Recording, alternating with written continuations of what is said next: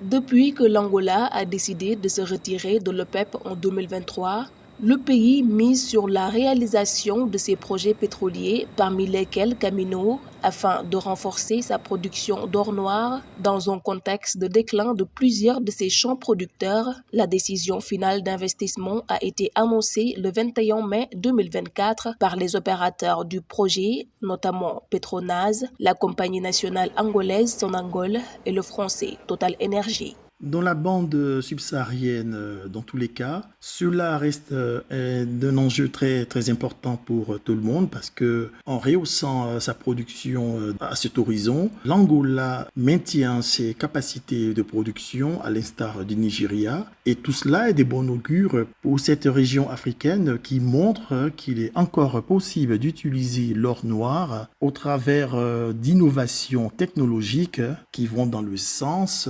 transitionnel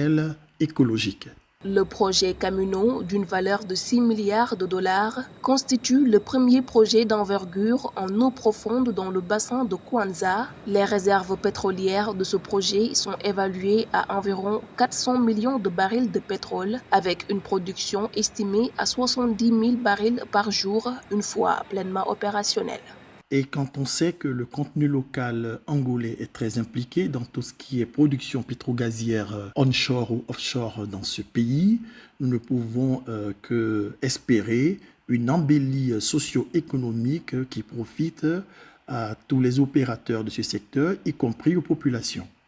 Le bloc 20 contenant les champs pétroliers de Camilla et Golfinho, situés à 100 km au large des côtes angolaises à une profondeur d'eau de 1700 mètres,